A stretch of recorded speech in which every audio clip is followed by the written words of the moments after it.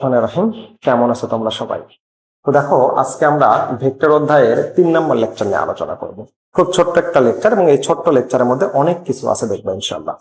আসো তাহলে আমরা প্রথমে দেখি, আমরা দেখো স্কেলার রাশিগুলোকে আমরা কেন স্কেলার রাশি বলবো, আর ভেক্টর রাশিগুলোকে আমরা কেন ভেক্টর রাশি বলবো। দেখো, প্রথমে আসে, দেখো দূরত্ব আমাদের হলো স্কেলার রাশি। আমরা জানি দূরত্ব হলো কি স্কেলার রাশি। তো দেখো, গত লেকচারে আমরা স্কেলার রাশির সংজ্ঞায় বলছিলাম, তো যে সকল রাশির সুনির্দিষ্ট মান আছে কিন্তু সুনির্দিষ্ট দিক নাই, সেগুলোকে আমরা স্কেলার রাশি বলে থাকি।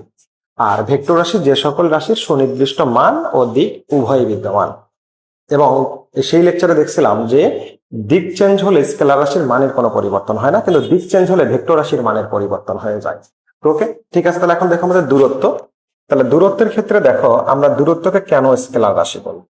দেখো, একটা ব্যক্তি যদি এখান থেকে যাত্রা আরম্ভ করে, ধর এখান থেকে সে দৌড়ানো শুরু করলো, বাস, তাহলে এইখান থেকে সে এইভাবে কি করলো, এইখানে চলে আসলো।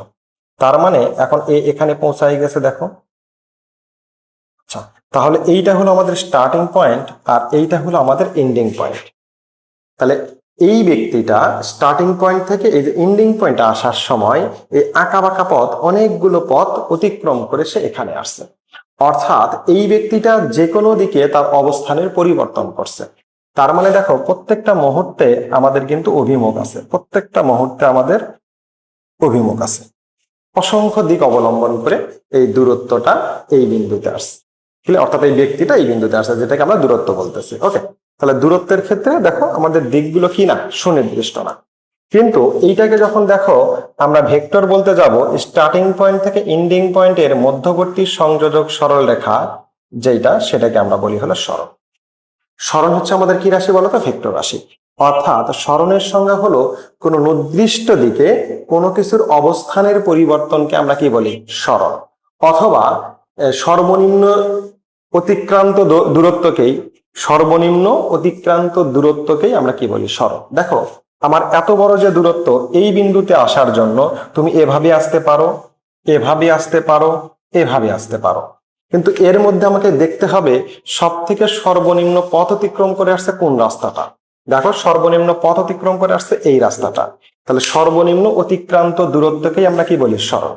দেখো, এই সোজা সরল রেখা ব্যতীত আর কোনো রেখায় তুমি সর্বনিম্ন দূরত্ব অতিক্রম করে এই বিন্দুতে আসতে পারবা না। ওকে, তাহলে এই জন্য আমরা এই রাস্তাটাকে বলতেছি সরণ, যার সুনির্দিষ্ট দিক আছে। সেই দিকটা কোন দিকে, এইখান থেকে এই দিকে, অর্থাৎ স্টার্টিং পয়েন্ট থেকে এন্ডিং পয়েন্টের দিকে। তাহলে দিক কয়টা হলো, ওয়ানলি একটা। এই জন্য সরণ ভেক্টর, দূরত্ব হলো কি স্কেলার। আশা করি বুঝতে পারছো। ওকে, আচ্ছা, এখন আসি, দেখো দূরত্বের পর আসে আমরা হলো দ্রুতি। তাহলে দ্রুতির ক্ষেত্রে আমরা কি জানি বলতো, দূরত্ব ভাগ সময়। তো দেখো, এইখানে আমাদের একটা সূত্র জানা দরকার, যে সূত্রের সাহায্যে তুমি খুব সহজে বলতে পারবা কোনটা স্কেলার হলো কোনটা ভেক্টর হলো। দেখো আমরা সেটা কিভাবে আলোচনা করব। আচ্ছা, নিয়মগুলো লিখে নাও, খুবই ইম্পর্টেন্ট এটা জানা। আচ্ছা, 1 নম্বর দেখো, স্কেলার রাশি, এইখানে যে আমি গুণন চিহ্নটা দিচ্ছি, এই গুণনটা হলো বীজগাণিতিক গুণ, তোমাকে বলে দিতে হবে। কারণ আমাদের এই অধ্যায়ে গুণন আছে ডট গুণন, আর এটা কি ভেক্টর গুণন বা ক্রস গুণন। ক্রস গুণনটা ঠিক এইরকম। তো এইখানে আমরা আবার বীজগণিতের গুণ যেটা, সেটাও কি একই রকম। তো এই জন্য আমরা এইখানে যে গুণনটা ইউজ করতেছি, এটা হলো বীজগাণিতিক গুণ।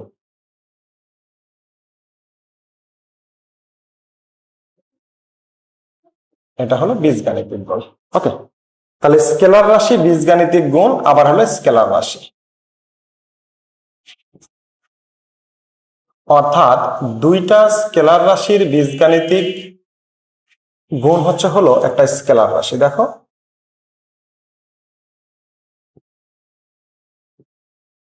একটা স্কেলার রাশি। আশা করি বুঝতে পারছো। এখন আসে 2 নাম্বার। দেখো, স্কেলার রাশি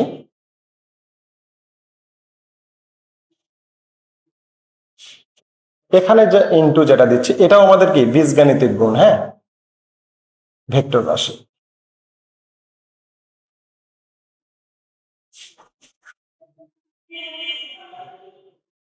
আচ্ছা, দেখো এটা আমাদের লাগবে একটু পরে। দেখো, স্কেলার রাশি বীজগাণিতিক গুণ ইনটু হলো কি ভেক্টর রাশি, এ তো ঘটনা। আচ্ছা, তাহলে স্কেলার এবং ভেক্টরের গুণফল হবে ভেক্টর রাশি। দেখো এই সূত্রটা এখন আমাদের এখানে কাজে লাগবে। ওকে, বাস। এখন আসি দেখো 3 নাম্বারটা।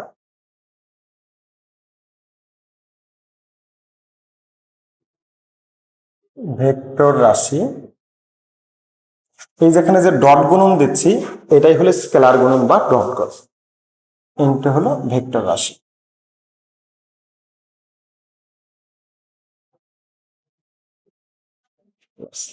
তাহলে দুটা ভেক্টর রাশির ডট গুণন একটি স্কেলার রাশি।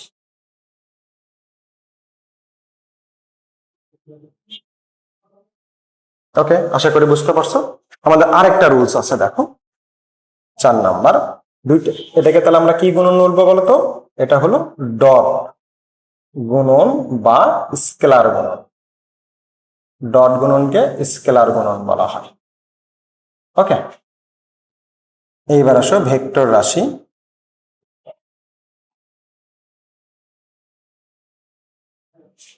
এই যে গুণনটা দেখতে পাচ্ছ, এইটার বীজগাণিতিক গুণ নয়, এটা হলো কি ক্রস গুণন। ভেক্টর রাশি ক্রস গুণন ভেক্টর রাশি। দেখো তাহলে এইটা ইকুয়াল টু হলো ভেক্টর রাশি।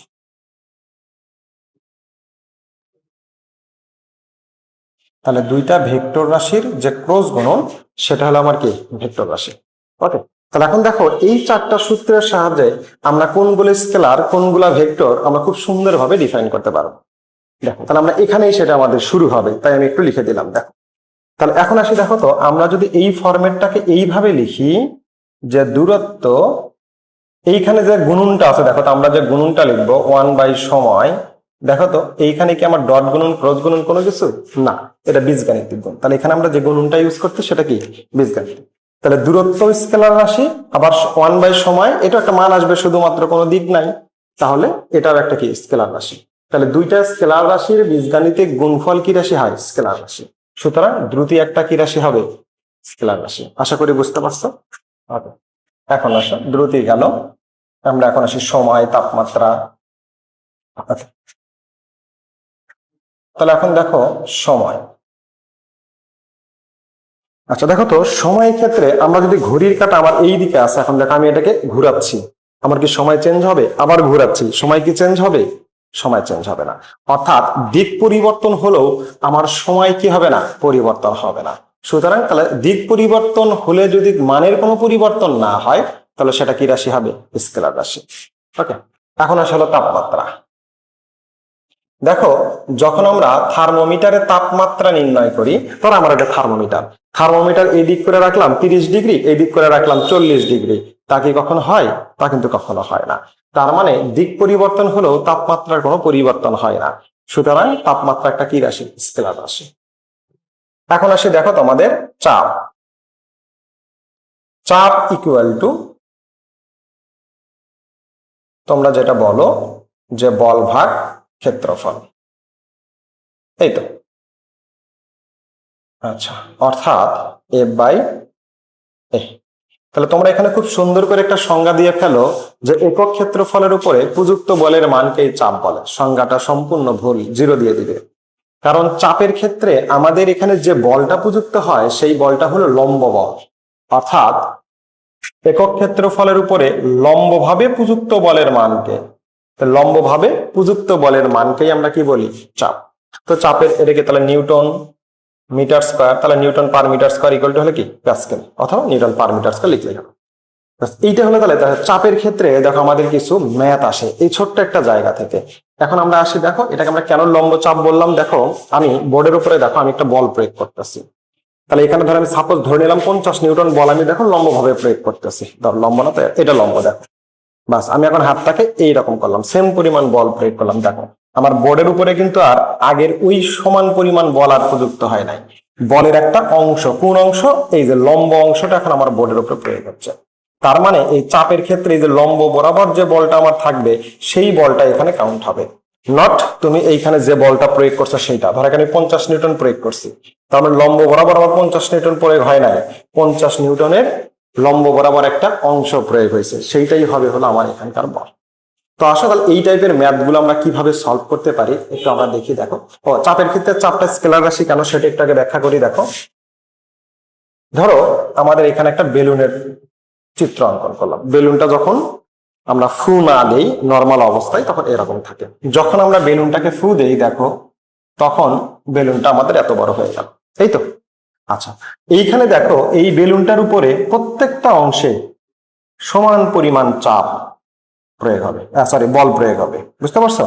তাহলে এই প্রত্যেকটা অংশে সমান পরিমাণ বল, এবং সেই বলটা কিভাবে প্রয়োগ হবে? লম্বভাবে প্রয়োগ হবে। ওকে, তাহলে এখন দেখো, তাহলে এইখানে দেখো তো আমার এই যে চাপের যে অভিমুখ গুলা সেইগুলো কি একটা দিকে নাকি অসংখ্য দিকে? অসংখ্য দিকে। দেখো কিভাবে, সাপোজ ধরো এর মধ্যে আমার অনেকগুলো পানি আছে, এটাতে ভরাট একটা পানি রেখে দিছি। আমি কখনো এটাকে আমি ছিদ্র করলাম, পানি আমার এই দিক দিয়ে বের হলো। এইবার আমি এখানে ছিদ্র করলাম, পানি আমার এই দিক দিয়ে বের হচ্ছে না। এখানে ছিদ্র করলাম, পানি বের হচ্ছে না। এখানে ছিদ্র করলাম, পানি বের হচ্ছে না। যদি পানি বের না হইতো, শুধু এই দিক দিয়েই বের হইতো, তাহলে আর দিক হয়ে যেত কয়টা? একটা। তখন আমরা চাপকে বলতে পারতাম ভেক্টর রাশি। কিন্তু তা হয় না কখনোই, দেখবা চারিদিক দিয়ে আমাদের পানি বের হয়ে যায়। তার মানে দেখো, যেদিক দিয়ে সুযোগ পাই সেদিক দিয়েই কি হয়? তার অভিমুখ কাউন্ট করে সে। অর্থাৎ এর অভিমুখ চারদিকে, প্রত্যেকটা পাত্রের প্রত্যেকটা অংশে চারদিকেই চাপটা প্রযুক্ত হয়। যেহেতু চাপটা চারদিকে প্রযুক্ত হয়, সুতরাং এইটাকে আমরা তাহলে কি বলতে পারি? স্কেলার রাশি। তো এখানে তোমাদের টেনসর রাশি নিয়ে কিছু আলোচনা আছে, ওটা আমরা পরে আলাপ করব। যে অনেকে টেনসর রাশিকে এমন এমন ভাবে সংজ্ঞা দিচ্ছে যেটা হতাশাজনক, বুঝতে পারছো? যাই হোক, ওটা আমরা পরে আলোচনা করব। তো প্রথমে এখন আসে, দেখো আমরা এই চাপটাকে স্কেলার রাশি বলার পর চাপের মানগুলো আমরা বের করব কিভাবে। দেখো, ধরো আমার এই একক প্রস্থচ্ছেদের ক্ষেত্রে এখানে এ ইকুয়াল টু ধরো 1 মিটার স্কয়ার, সরি এখানে 2 মিটার স্কয়ার, ধরো 2 মিটার স্কয়ার। দেখো আমরা এইখানে একটা তল কল্পনা করলাম, যে তলের ক্ষেত্রফল হলো 2 মিটার স্কয়ার। আর এর উপরে দেখো আমরা লম্বভাবে বল প্রয়োগ করলাম, দেখো হলো 50 নিউটন। বাস, এখন তোমাকে বললো এখানে চাপ কত। তাহলে এখন দেখো, তাহলে পি ইকুয়াল টু আমরা সূত্র জানি, এফ বাই হলো কি এ। তাহলে এইখানে এফ দেখো তো সরাসরি লম্ব বল প্রযুক্ত হয়েছে কিনা? সরাসরি লম্ব বল প্রযুক্ত হয়েছে। তাহলে কত দেখো তো, 50 নিউটন ভাগ হলো 2 মিটার স্কয়ার। তাহলে 50 নিউটন 2 মিটার স্কয়ার, তাহলে কত? 25 নিউটন পার মিটার স্কয়ার, অর্থাৎ 25 প্যাসকেল। আশা করি বুঝতে পারছো। তাহলে এখন দেখো আমরা এখানে 25 প্যাসকেলে বললাম, কারণ এই বলটা লম্বভাবে প্রযুক্ত হয়েছে। বাস, এখন এই বলটা যদি লম্বভাবে প্রযুক্ত না হয়ে দেখো এইভাবে যদি তোমার এই 50 নিউটন বল প্রয়োগ হইতো, এইভাবে না, এইভাবে যদি আমার দেখো 50 নিউটন বল প্রয়োগ হইতো, তখন আমার কি হইতো? তখন দেখো এই বলের লম্ব মান কোনটা বলতো? এইটা। তাহলে এইটা একটা দেখো তো সমকোণী ত্রিভুজ হয়। তাহলে এখন তখন তোমাকে বলে দিবে যে উলম্বের সাথে ধরো 30 ডিগ্রি কোণ করে বা 60 ডিগ্রি কোণ করে তোমাকে হলো বল প্রয়োগ করতে বলছে। যে উলম্বের সাথে 60 ডিগ্রি কোণ করে এই তলের এই 2 মিটার স্কয়ার ক্ষেত্রফল বিশিষ্ট কোন একটা তলে বল প্রয়োগ করা হলে চাপ কত হবে। তখন দেখো আমাদের সূত্রটা তাহলে কেমন হবে। তাহলে এখন দেখো তো এখানে এফ, তাহলে এইখানে এফ কি 50 নিউটন বল টোটালটা প্রয়োগ হয়েছে? না। তাহলে 50 নিউটনের একটা অংশ, সে অংশ কতটুকু? এটা আমার দেখো তো সমকোণ 90 ডিগ্রি, সমকোণের বিপরীত দৈর্ঘ্য অতিভুজ, অতিভুজটা হলো কত? 50 নিউটন। তাহলে এখন দেখো এই যে যার সাথে থিটা থাকে তার সাথে কি থাকে? ভূমি আর অতিভুজ। তাহলে এখান থেকে এটা যেহেতু সমকোণ, সমকোণের কারণে আমরা 100% কনফার্ম এটা অতিভুজ। তাহলে এটা কি? এই কোণের জন্য এটা ভূমি, আর এই কোণের যদি ধরো তাহলে এই কোণের জন্য এটা লম্ব। তো আমার লম্ব আর ভূমি দেখে লাভ নাই, আমার হলে কি লাগবে? এই যে খারাপ ভাবে যে বলটা লম্বভাবে প্রয়োগ হচ্ছে সেই বলের মানটা বের করা। তাহলে এই বলের মানটা যদি আমরা এইটাকে থিটা ধরি, তাহলে এই মানটা কি হবে? দেখো কসে আসবে, সাইনে কিন্তু আসবে না। সাইনে আসবে যদি এইটাকে তুমি কোণ ধরো। ক্লিয়ার? তাহলে এখন আমরা যদি 60 ডিগ্রি কোণ ধরি তাহলে এইটা হলো কি? কস। তাহলে আমাদের দেখো এফ কস 60 ভাগ হলো এ হলো কত? 2। তাহলে এফ এর মান 50, তাহলে কস 60 ভাগ হলো 2। তাহলে কত আসলো দেখো তো? কসটা হাফ, তাহলে 25, 25 এর অর্ধেক হলো 12.5। দেখো 12.5 নিউটন পার মিটার স্কয়ার। তাহলে এখানে তোমার উত্তর কিন্তু কি করবে? ওই 25 নিউটনও দেওয়া থাকবে। তোমরা কি আরে এত সহজ একটা অঙ্ক দেয়? বাস, অ্যাকচুয়ালি বুঝতে পারছো যে চাপের ক্ষেত্রে আমরা কেন এটা লম্ব বল বলবো? আসলে চাপের ক্ষেত্রে আমার যে বলটা প্রযুক্ত হয় সেটা হলো কি লম্ব বল। দেখো এই যে আমি বল প্রয়োগ করছি, এই বলের একটা অংশ এর উপরে চাপ সৃষ্টি করতেছে। এইবার দেখো লম্ব ভাবে পুরো বলটাই আমার কি করছে, এই বলের উপরে চাপ সৃষ্টি করছে। আশা করি বুঝতে পারছো। বাস, এখন আসি দেখো কাজের ক্ষেত্রে, কাজ কেন স্কেলার রাশি। দেখো তাহলে কাজ ডাব্লু বল এবং সরণের ডট গুণনকে কাজ বলে। দেখো বল এবং সরণ, বল প্রয়োগ করলে যদি বস্তুর সরণ হয় তবে তাকে আমরা কাজ বলি। এই তো সংজ্ঞা, এটা কিন্তু ভুল সংজ্ঞা। যাই হোক, আমরা যখন কাজ শক্তি ক্ষমতা যাব তখন এটা আরো শিখবো যে বল প্রয়োগের সরণ হলেও কাজ শূন্য হয়। সুতরাং এই সংজ্ঞাটা টোটালি সঠিক নয় যে বল প্রয়োগ করলেই বস্তুর কি হবে, সবসময়ই কাজ হবে। তো যাই হোক, আমরা পরে শিখবো। তাহলে এখন দেখো বল এবং এই যে সরণের মধ্যবর্তী যে ডট গুণন, তাহলে আমরা কি বলবো, কাজ। তাহলে এই ক্ষেত্রে দেখো তো আমরা কি বলছিলাম, ভেক্টর রাশির ডট গুণন ভেক্টর রাশি ইকুয়াল টু কি রাশি, স্কেলার রাশি। তাহলে এই শর্তে কাজ আমার কি রাশি, স্কেলার রাশি। আশা করি বুঝতে পারছো কাজগুলো কেন স্কেলার রাশি হলো। এবং আরেকটা ব্যাপার আছে, সেটা তড়িৎ প্রবাহ, এটা বলতে ভুলে গেছি। দেখো যে তড়িৎ প্রবাহ কেন স্কেলার রাশি হলো। দেখো এখন আমরা আসি, দেখো এখানে একটা ব্যাটারি, আমরা একটা ব্যাটারি নিলাম। ওকে, দেখো আমরা জানি তড়িৎ প্রবাহের অভিমুখ আছে কোন দিকে, সেইটা দেখো উচ্চ বিভব থেকে নিম্ন বিভবের দিকে তড়িৎ প্রবাহিত হয়। আচ্ছা, তাহলে অভিমুখ যখন আছে তাহলে তড়িৎ প্রবাহ তো স্কেলার রাশি হওয়ার কথা না, ভেক্টর রাশি হওয়ার কথা। এখন আসি দেখো, তাহলে দেখো তো আমরা যদি ব্যাটারির এই প্রান্তে একটা তার, এই প্রান্তে একটা তার দেই, তাহলে কি তড়িৎ প্রবাহিত হবে? তাহলে কিন্তু তড়িৎ প্রবাহিত হবে না। তাহলে তড়িৎ প্রবাহের শর্ত কি, উচ্চ বিভবের সাথে নিম্ন বিভবটাকে কি করতে হবে, কানেক্ট করতে হবে, তাহলেই আমার তড়িৎ প্রবাহিত হবে। বাস, তাহলে উচ্চ বিভব থেকে যেহেতু নিম্ন বিভবের দিকে কারেন্ট যাচ্ছে, দেখো তাহলে কয়টা দিক অবলম্বন করে গেল এখানে বলো তো, 5টা। আমি এখন চেষ্টা করব, যেহেতু অভিমুখ শব্দের কথা বলছি, যে তড়িৎ একদিকে প্রবাহিত হয়, সেইটা আমি চেষ্টা করব। যদি সফল হই তাহলে ভেক্টর, আর যদি বিফল হই তাহলে কি স্কেলার। ওকে, বাস এইবার আমি তারটাকে আরো ভাঁজ করলাম। দেখো তাহলে এইবার তারপরও কয়টা দিকে হলো বলতো, 4টা দিকে। আমি একটাতে আনতে পারি নাই। বাস, আমি এটাকে আরো একটু ভাঁজ করে দেই। দেখো তো অ্যাকচুয়ালি এটা আমার অভিমুখ বাড়লো নাকি কমলো বলতো, অসংখ্য অভিমুখ হলো, প্রত্যেকটা স্পর্শ বিন্দুতে এখন আমার কি হলো, অভিমুখ। সুতরাং আমি এখন পর্যন্ত সোজা সরল রেখা বানাইতে পারি নাই। তাহলে এখন আসি আমরা, দেখো তাহলে আমরা এইভাবে টান দিই তাহলে সোজা সরল রেখায় যায়। কিন্তু দেখো তো ব্যাটারির পজিটিভ নেগেটিভ এক হয়ে গেল কিনা, ব্যাটারি আসতে থাকবে, বাস্ট হয়ে যাবে। তো বাস, তার মানে সোজা সরল রেখায় তড়িৎকে প্রবাহিত করা যায় না। কিন্তু হ্যাঁ, অভিমুখ বলতেছি কেন, যেমন দূরত্বের ক্ষেত্রে দেখো দেখছিলা যে বিভিন্ন অভিমুখ অতিক্রম করে সে কি করে, গন্তব্যস্থলে পৌঁছায়। তো ঠিক এইটাও, তো এইখানে দেখো বিভিন্ন অভিমুখ পরিবর্তন করে এইখানে আসে, এই একটা বিষয়।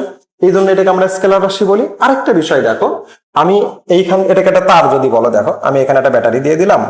ধরো আমি একটা বাসার তার, আমার এই তার হলো এতটুকু, আমি ধরো এইটুকু আমার তার, আমি কারেন্ট ফলো করলাম। বাস, এখন এই তারটাকে আমি এখানে এইভাবে না রেখে তারের দৈর্ঘ্য যা তাই আছে, শুধু আমি এরকম করে পেঁচাই দিলাম। তাহলে দেখো তো দিক পরিবর্তন হয়ে গেল না। আচ্ছা, দিক পরিবর্তন হয়ে গেলেও আমার কারেন্টের কোনো মানের কোনো পরিবর্তন হবে না, কারণ আমার দেখো এখান থেকে যে পরিমাণ কারেন্ট যাওয়ার কথা, এখানে আমার সেই পরিমাণই কারেন্টই থাকবে। কারেন্ট কি হবে না, কম বেশি হবে না। সুতরাং তাহলে দেখো আমাদের এখানে দিক পরিবর্তন হলো, কারেন্টের মানের কোনো পরিবর্তন হচ্ছে না। সুতরাং তাহলে এটা কি রাশি, স্কেলার রাশি। তো আসলে এইভাবে আমাদের পড়তে হবে যে এটা কেন স্কেলার রাশি হলো, এটা কেন ভেক্টর রাশি হলো। তো এখন এসে আমরা দেখো, তাহলে এই যে তড়িৎ প্রবাহকে যে স্কেলার রাশি বলতেছো, তোমাদের এখানে একটা প্রশ্ন আসে যে তড়িৎ প্রবাহের অভিমুখ থাকা সত্ত্বেও কেন তা স্কেলার রাশি বা ভেক্টর রাশি নয়, কেন ব্যাখ্যা করো। তখন কি করবা, তাহলে তড়িৎ প্রবাহের আগে সংজ্ঞা দিবা এবং লিখবা যে তড়িৎ প্রবাহিত হইতে গেলে তাহলে উচ্চ বিভব থেকে নিম্ন বিভবের সাথে কি লাগে, কানেকশন দিতে হয়। কিন্তু আমরা উচ্চ বিভব থেকে নিম্ন বিভবে যাওয়ার জন্য সোজা সরল রেখা বরাবর কোনো কানেকশন দিতে পারি না। তাহলে এখানে বিভিন্ন দিক অতিক্রম করে কারেন্ট উচ্চ বিভব থেকে কি করে, নিম্ন বিভবে আসে, এবং তারের দৈর্ঘ্য ঠিক রেখে তারের অভিমুখ পরিবর্তন করা হলেও কারেন্ট প্রবাহের মানের কোনো পরিবর্তন হয় না।